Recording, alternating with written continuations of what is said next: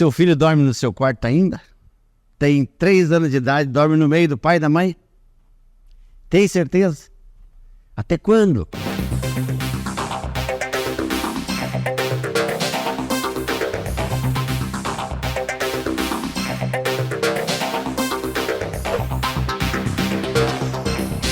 Então, doutor, até quando que meu filho pode dormir no nosso meio, no nosso quarto, no lado, no bercinho dele? O que é recomendado? Qual que é o problema? Qual que é a solução? E o que isso pode trazer para melhor ou para pior? Bom, primeiro que isso é uma pergunta de $1 milhão, né? Acho que em medicina e principalmente em pediatria e famílias não existe assim nada muito certo nem muito errado. Mas algumas dicas acho que é interessante a gente conversar, porque é importante para a criança, para o desenvolvimento psicossocial dela, principalmente para o equilíbrio mental adequado, a gente seguir algumas coisas. O que a gente percebe muito no dia a dia na pediatria é que a gente vai criando pequenos vícios, né? Por amar demais o nosso filho, a gente cede algumas pressões da própria criança, da sociedade, cede alguma pressão, mas principalmente da nossa cabeça. A gente tem uma certa insegurança, né? E passa a insegurança para o filho.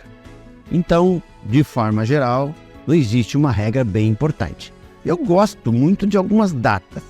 Primeiro, existe um período da infância que vai do nascimento, na verdade intraútero, até os 19 anos de idade, da pediatria, e que a gente tem um desenvolvimento mental de cada etapa, né? Período neonatal, a criança tem até 28 dias, depois lactentezinho até 2 anos, depois ele passa a ser pré-escolar até 4 aninhos, depois ele passa a ser escolar, adolescente, adulto.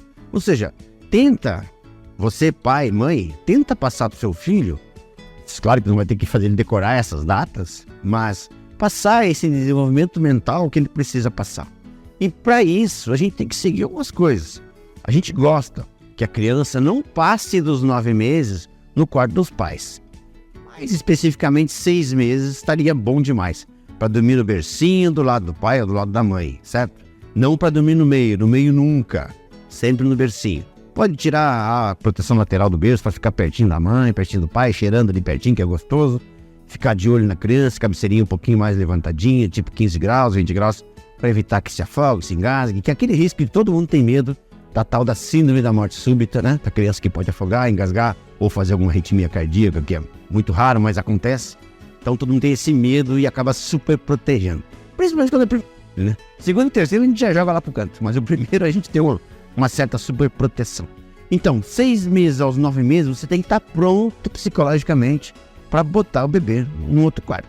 Claro que pode ser um quartinho perto, de fácil acesso, com uma secretariazinha eletrônica se estiver um pouco mais distante, quartinho seguro, aquecido, com telinha na parede se for mosquito, aqueles cuidados de pai, né, e mãe, que todos nós brasileiros sabemos fazer com muito carinho, né? Mas então, 6 meses, 9 meses é o prazo máximo, tá? Por favor, não deixe a criança dormindo no meio. Lembrando que essa criança nasceu do amor do pai e da mãe, mas não nasceu para tirar espaço de ninguém. Ela nasceu para criar o espaço dela. E cabe aos pais proporcionar esse desenvolvimento para ele criar seu espaço. Espaço mental, espaço físico e ser uma personalidade. A gente pôs ele no mundo para ele ter uma personalidade de sucesso, uma pessoa segura, tranquila e não com todos os nossos medos. Dormir no meio porque ele passa frio. Aliás, até brinco no consultório que tem umas 50 desculpas que os pais usam para deixar a criança dormir no quarto. O frio é o número 1. O calor é o número 2. Porque não tem ar no condicionado no quarto dele. E o número 3, ele pode se afogar. O número 4, ele tem cólica. O número 5, ele foi muito doentinho. O número 6, ele nasceu prematuro. Rapaz, tem 50 possibilidades que os pais tentam provar no pediatra por que ele está ali no quarto ainda. Então, 9 meses, passa pro quartinho dele. Claro, vai lá, embala, fez escovou o dentinho, certo? Já mamou, já arrotou, já trocou fraldinha, se for o caso, usa fralda. Embalou o soninho, fica junto, conta historinha. É muito legal contar historinha, pessoal. Tá se perdendo isso. A criança aprende a falar mais rápido. A criança aprende a raciocinar melhor se você contar uma historinha pra eles. Mesmo que você tenha que repetir 50 vezes a mesma história. Eles gostam disso. Conta a historinha de 10, 15 minutinhos, ele embala o sono, você dá um beijinho, apaga a luz, fecha a porta e vai dormir pro teu quarto. Caso ele acorde de madrugada, dá uma choradinha, vai lá, calma um pouquinho, conversa, vê o que ele precisa, apaga a luz e fecha a porta e vai pro seu quarto. Ah, mas Júlia, eu não consigo fazer isso. Bom, então eu sou inseguro, eu sou insegura, eu preciso procurar um psicólogo, ver o que está acontecendo comigo, que eu estou passando insegurança para o meu filho. Ah, mas eu é muito frio, que tudo... Não, amor e carinho a gente tem que ter, lógico, mas a criança precisa dormir, precisa repousar a noite toda, dormir bem. Lembra que essa criança no teu quarto, o pai ronca, passa uma moto na janela do lado, o vizinho grita, mora em apartamento, o cara pula. Tem vários motivos para despertar essa criança de noite. E aí com esses barulhos todos, ele desperta, ele chora, o que ele quer? Comer. Quem que não acordou de madrugada já? Por N motivos, barulho, companhia, foguete. E aí a gente bate na geladeira, nós adultos. Criança é a mesma coisa. Acordou de madrugada, tá com fome. E aí vai lá, toca uma madeira. Aí daqui a pouco excesso de peso, indigestão, criança não dorme bem. Aí passa uma noite acordada, a criança chata durante o dia todo. Aí vai pra escolinha, complica. Ou seja, a gente acaba complicando uma coisa que está indo muito bem. Costumo dizer que as crianças nascem uns anjinhos. Nós adultos temos uma tendência de estragar algumas coisas. Então eu acho que vale a pena a gente tentar pensar nisso.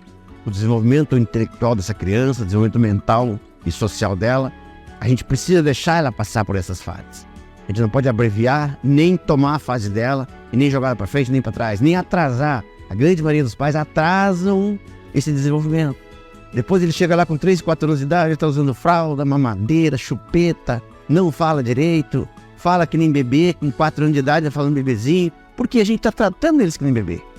Então procure tratar ele na sua fase adequada. Como eu falei antes no início, não tem uma regra básica, mas basicamente a gente recomenda que não passe dos 9 meses no quarto dos pais.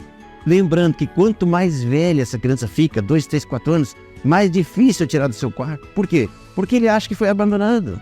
Ele já tem capacidade de entender com 4 anos, 3 anos, a mãe tirou do meio pro quarto dele, porque vai nascer outro. E aí esse cara fica sendo concorrente dele, porque, pô, o cara tirou meu lugar, né? Então olha só o tamanho do estrago que a gente pode proporcionar para essa criança a longo prazo, simplesmente de medidas simples, medidas básicas que seriam importantes para a gente fazer o seu filho ter uma boa saúde mental. Você conhece seu filho melhor do que ninguém. Você sabe mais ou menos quais os costumes, o jeitinho dele, com carinho, com atenção, dando retorno, entendendo, olhando nos olhos, né? Explique para ele o que ele precisa fazer, fica junto com ele, dá coragem, fica ali. Eles têm a fasezinha de medo de monstro, medo de escuro, isso é natural que vai acontecer lá para frente. Pior se ele tiver com 3 anos no meio de vocês ainda, com esse medo de escuro, de monstro. Então essa é uma desculpinha que a criança usa também, que a gente sabe que é uma fase difícil para eles, mas dê segurança, passe segurança para ele. Isso é uma atitude pequena que, à medida que ele vai crescendo, vai ser um cara seguro, bem formado e bem psicologicamente, ok? Lembrando que pediatria é amor e carinho, os pais são tudo que essa criança tem de melhor e nós somos exemplos para eles. Então nós temos que dar um bom exemplo de pessoas equilibradas, pessoas bem resolvidas, que assim ele vai fazer e vai imitar você também. Grande abraço.